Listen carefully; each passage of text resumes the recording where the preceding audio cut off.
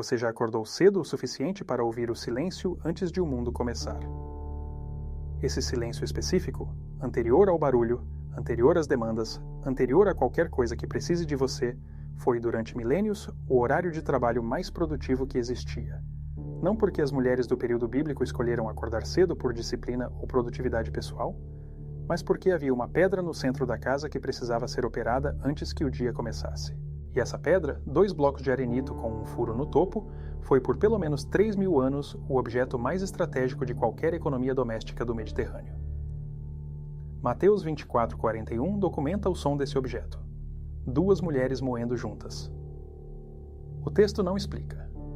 Assume que o leitor sabe do que se trata. Nós perdemos esse contexto. E perdendo o contexto, perdemos a lição. A pedra de moagem dupla, chamada pelos arqueólogos de Saddle Quern, foi encontrada em quantidades expressivas em escavações do período dos juízes no território de Canaã. Em várias casas do período foram encontrados 2 ou mais conjuntos dessas pedras no mesmo cômodo. O detalhe arqueológico que raramente é discutido. Esses conjuntos estavam em casas diferentes, mas convergiam para o mesmo espaço. Mulheres de casas vizinhas se reuniam para moer juntas. Por quê? Porque moer grão sozinha era ineficiente. A pedra superior precisava ser movida em rotação contínua enquanto o grão era introduzido pelo orifício central. O processo era lento, fisicamente exigente e produzia farinha na proporção de cada movimento. 2 mulheres operando no mesmo conjunto aumentavam a velocidade e dividiam o esforço. Mas isso era só a mecânica. O que acontecia enquanto as pedras giravam era o equivalente funcional do grupo de mastermind feminino de hoje. Informação sobre preços de mercado, decisões de casamento em famílias vizinhas, saúde dos filhos, disponibilidade de recursos, estratégias de plantio, tudo isso circulava ao redor da pedra de moagem, não como fofoca, como inteligência coletiva. O trabalho compartilhado criava o vínculo que tornava a informação confiável. Ambientes de trabalho compartilhado produzem 2 resultados simultâneos: o produto visível do trabalho e a rede invisível de inteligência entre quem trabalha. Subestimar o segundo é não entender onde o poder real é construído. Débora julgava Israel debaixo de uma palmeira entre Ramá e Betel, na região montanhosa de Efraim. Juízes 4:5. O texto não diz de onde vinha a informação que Débora processava, mas a geografia e a arqueologia respondem. Ramá e Betel eram pontos de convergência de rotas comerciais e de comunicação na região central de Canaã. E em todos os assentamentos desse período, as pedras de moagem eram o centro gravitacional da vida social feminina. Débora não julgava no vácuo. Julgava a partir de uma rede de informação que era alimentada cotidianamente por mulheres que se encontravam ao redor de objetos de trabalho.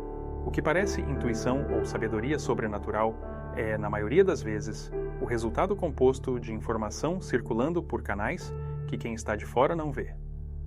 A mulher que é procurada para decisões não chegou lá por acaso.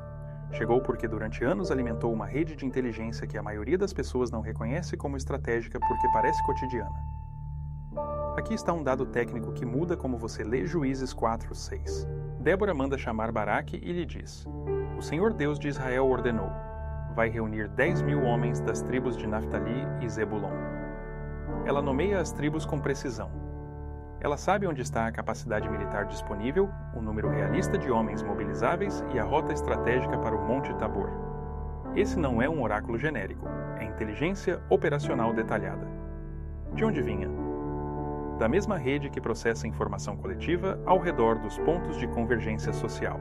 O que chega ao ouvido de quem é procurada para conselho é proporcional à rede de confiança que essa pessoa construiu ao longo do tempo. A autoridade para decidir não vem do cargo. Vem da qualidade da informação que chega até quem decide. E essa qualidade é função direta da rede construída ao longo do tempo em ambientes que outros subestimam. Se você quer se inscrever no canal e continuar aprendendo sobre como mulheres de alto valor constroem autoridade real, faça isso agora. Porque o próximo bloco é sobre o objeto que Débora nunca abandonou e por que isso era mais importante do que qualquer espada. A palmeira de Débora. Juízes 4:5 diz que ela atendia debaixo da palmeira de Débora. E o detalhe que a maioria das leituras passa é o artigo possessivo. Da palmeira dela. Não de uma palmeira qualquer. Da palmeira de Débora. Palmeiras dactilíferas, Fênix dactilífera, levam entre 4 e 8 anos para produzir os primeiros frutos e décadas para atingir maturidade plena. Uma palmeira que é identificada como pertencente a uma pessoa específica, a ponto de ser chamada por seu nome, é uma palmeira que essa pessoa plantou ou cultivou por tempo suficiente para que a associação fosse pública e reconhecida.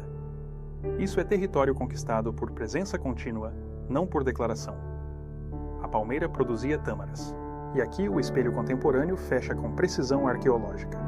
O mel mencionado em Terra que Mana Leite e Mel era muito provavelmente o gyps, o extrato denso reduzido do suco da tâmara, o adoçante principal do Levante Antigo antes do açúcar de cana. É o que hoje você compra como xarope de tâmara na prateleira orgânica, com diferença de 3.000 anos e de embalagem. O mecanismo nutricional, alta densidade energética, índice glicêmico moderado, rica em potássio e magnésio, é o mesmo. E a palmeira que produzia esse alimento tinha o nome de Débora. O alimento e a autoridade tinham a mesma raiz. Território não é declarado, é cultivado. O que tem seu nome é o que você sustentou com presença e trabalho por tempo suficiente para que todos reconheçam a associação sem que você precise dizê-la. Voltando à pedra de moagem, existe um detalhe técnico que os arqueólogos documentaram sobre o processo. A farinha produzida pela pedra de arenito continha partículas microscópicas do próprio mineral. Um abrasivo natural que, ao longo de anos de consumo, desgastava o esmalte dentário. Análises de esqueletos do período de Juízes mostram padrões específicos de desgaste dentário que confirmam o consumo regular de pão produzido com esse método. Quem morreu velho no período dos Juízes tinha dentes desgastados de forma consistente, o que indica que comeu pão feito em pedra de moagem a vida inteira. A longevidade estava conectada ao processo de trabalho que outros consideravam apenas cotidiano. O hábito que sustenta a vida de longo prazo raramente parece heróico de perto. Parece pedra, farinha e rotina. Há uma última camada nessa história que raramente é articulada. Juízes 9:53 documenta outro uso da pedra de moagem, também por uma mulher. Abimeleque estava sitiando uma torre quando uma mulher jogou a pedra superior de um moinho pela janela e esmagou o crânio do invasor. O texto registra que Abimeleque pediu ao seu escudeiro que o matasse para que não se dissesse que uma mulher o havia matado. Ele se preocupou com a narrativa, não com a pedra. E a pedra era o objeto que toda mulher daquele período tinha, conhecia e operava todos os dias. O mais presente, o mais íntimo e o mais subestimado de qualquer casa. O oponente que subestima o que você usa todos os dias está te dando uma vantagem que você não precisa pedir. A pedra de moagem não está mais no centro das casas. Mas o princípio que ela representava, o espaço de trabalho compartilhado que produz ao mesmo tempo produto e inteligência coletiva, não desapareceu. Ele migrou para outros formatos. O que desapareceu foi o reconhecimento de que esse espaço é estratégico. Existe um número específico de mulheres que Débora mobilizou para que 10.000 guerreiros se movessem para o Monte Tabor. Esse número nunca aparece no texto, mas a lógica da rede responde por ele. É esse cálculo que vem a seguir.